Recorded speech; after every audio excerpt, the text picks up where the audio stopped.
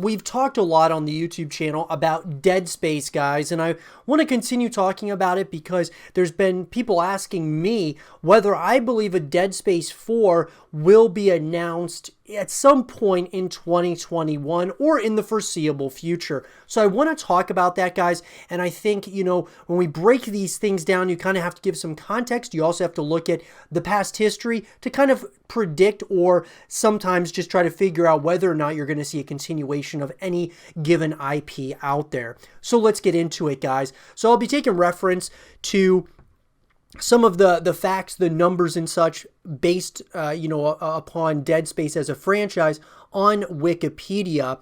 And so, guys, it's been a while since we saw a continuation of the Dead Space franchise, and it's one of those franchises, for those of you who have been a part of my channel and kind of watched the journey here, that I'm a big fan of horror games, horror movies. I absolutely love them, and I think there's a really, the audience is growing in a drastic way for horror games, and Dead Space was one of the tops, for me at least, when it came to just this franchise as a whole. Absolutely loved Dead Space, and I want to see a continuation of it, but we've got to look at the past, we've got to look at the present, and then kind of be able to somewhat predict the future. So guys, the very first Dead Space was a game that I absolutely loved. I mean, this is a game, guys, that we have to go all the way back to 2008 to even the very beginning. It's hard to believe it was 2008 when Dead Space 1 came out. Two things though. Number one, guys, generally speaking, there are one of two things that can dictate whether you'll see a sequel or a continuation of any given franchise. Number one is the sales. It's all about money at the end of the day, guys, for these companies. And number two is the reception. How did people respond to the game and such? And so if you have both of those things, usually you'll get a sequel. If one of those is weak, then sometimes it's kind of 50-50. And if both of them do bad, then you're in some trouble. Well, if we go to Dead Space, the very first one, really, guys, from Metacritic, 89 out of 100 on the Xbox 360, 88 out of 100. Metacritic, of course, guys, is, the review aggregate website. And then on PC, 86 out of 100. So pretty good, especially for a brand new horror game, guys. When we look at even the movie industry, the horror movies, generally speaking, don't get very good reviews like on Rotten Tomatoes and things of that nature, because just there's kind of this notion around horror that, they're not really, as far as reviews go, they don't usually give them great reviews for one reason or another.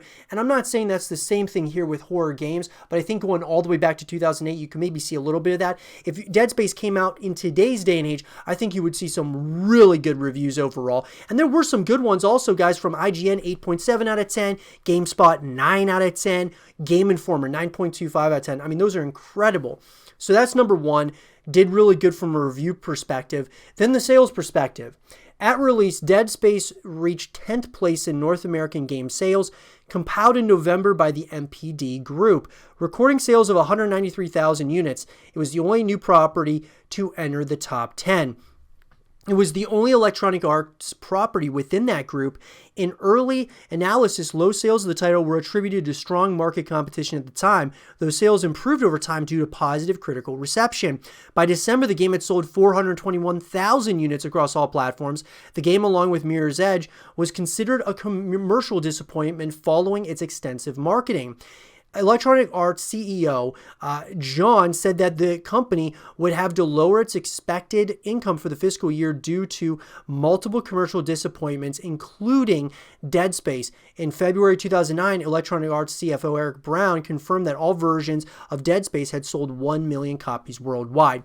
So, when we look at it, guys, the first game, even from the very beginning, they were saying this was actually, a commercial disappointment. They did not make as much money as they were expecting. Now, over time, it did better and better. Sold at first 193,000 units, goes up to 421,000 units. Then, about a year later, you're looking at, 1 million copies sold. And that's pretty good for back then, especially a brand new IP in the horror genre. So pretty well overall. Then the second game did even better. And then when we got to the third one, this is where, I think it kind of was the straw that broke the camel's back, so to speak. So guys, Dead Space 3 came out in 2013. And this is, you've heard, I'll kind of go over this really quickly, my thoughts on Dead Space 3. I thought that they were almost chasing a trend, that being EA and Visceral were chasing trends instead of staying true to what made Dead Space great. They went away from the horror elements and they made it more of an action game with some horror elements, not a horror game with action elements, which is what the first two games were. And so when you go away from the core of what a game is all about, you're going to start losing people, and that's what I think happened here. So if we go to, Dead Space 3, the critical reception in response was actually pretty good as well. I mean, overall, guys, got a 77 on Xbox 360 out of 100. On Metacritic, you got 78 out of 100 on PC, PS3, 76 out of 100. That's pretty good. IGN gave it a 7.8 out of 10, GameSpot 8 out of 10, Game Informer 9.75 out of 10, Eurogamer 7 out of 10. The worst was probably Videogamer.com, which gave it a 5 out of 10. So that'll work, though. I mean, that kind of response, that'll work. But the second part of it is, once again, the sales. Because honestly, guys, Dead Space 1 could have been the only game that came out in this franchise because of, just the weak sales and the weak expectations that came with that IP. And it was a disappointment to EA. And so we might never have seen that had they, not, continued at some point or another based upon, obviously they got more sales that came in, but they could have, they could have canceled any future projects for Dead Space right after the first game. But in the United States and the United Kingdom, Dead Space 3 was the top-selling game in February 2013. It sold 605,000 copies in North America during its debut month. The title, along with Crysis 3, another EA title that was released in the same month, failed to meet the company's sales expectations. So look, when we look at that, and you see, once again, failed to meet the company's sales expectations, they're expecting it to make them a lot of money, and it didn't do that. The second game, guys, did great. The third game, not so much. It wasn't like they sold so X amounts of copies and it just kept on going up drastically over time like the first Dead Space did. It wasn't like that. It was pretty much, I'm not going to say a total failure, but to EA, they didn't, as far as the amount of money that they invested into the game, they probably just thought that it was pretty much a, not a failure, but did not meet what they thought, the game should have done as far as the expectations are concerned. Now, as far as the canceled sequel goes, Videogamer.com reported information from a confidential source concerning the cancellation of Dead Space 4 following lower than anticipated sales of Dead Space 3, having fallen 26.6%. The information tallied with EA Labels president Frank comment that, in general, we're thinking about how we make this a more broadly appealing franchise, because ultimately you need to get to audience sizes of around 5 million to really continue to invest in an IP like Dead Space. EA's Peter Moore wrote of the story on GamesIndustry.biz forum, Standard Shoddy Journalism Recipe. EA described the report as patently false. In June 2013, EA Games boss Patrick Soderlund stated that although the franchise had not been canceled and remained an important brand for the company, developer Visceral Games had not been asked to start work on a sequel and were instead involved in a new project, which was later confirmed to be Battlefield Hardline. And then, of course, on October 17, 2017, Visceral Games was shut down by EA, officially leaving the future of the series uncertain. So, let's talk about that. Here's the thing, guys. Dead Space 3, in my opinion, EA was trying too hard to chase the trend of shooters, was trying to chase action and all of that, when that's not what the game was built around. They also were behind when adding co-op and such. I think they should have added like a horde mode where you could play with your friends going up against waves and waves of necromorphs and things of that nature. Kind of like Gears of War. I think that could have been great. Having other ways to connect with the franchise outside of just the campaign. Having multiplayer, PvP elements, I think could have been really cool. But they failed to evolve the franchise, and when they evolved it, it was in the wrong ways, being action over horror, which is not what we wanted. And there was talk that when they were going to be working on Dead Space 4, they were going to continue in that same trajectory going towards action over horror.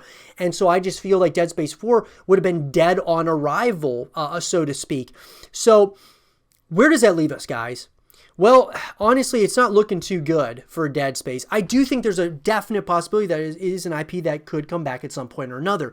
However, I don't know if EA should just sell the IP. I would love to see them sell the IP so it gets, into maybe an independent developer that can really take it to incredible lengths and such. But I just don't know if EA is going to do that. Could they? They absolutely could. Or could they, bring this game back from the grave or from a limbo state with a new, team, because Visceral, of course, was shut down in 2017. So could they have a new team that works on it? Absolutely. I just don't know, guys, because if we look at the past of Dead Space, it never really met the company's expectations as far as from a sales perspective. They kept on thinking that this should have generated more money for the amount that they invested into the IP.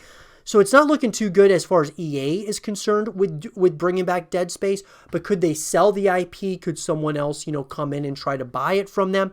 I would love to see it, guys. I think it's an IP that definitely could do incredibly well, especially on the next-gen consoles and things of that nature, and especially if you added a full package to it, not just the campaign. You added co-op modes, multiplayer modes. It could be something really special.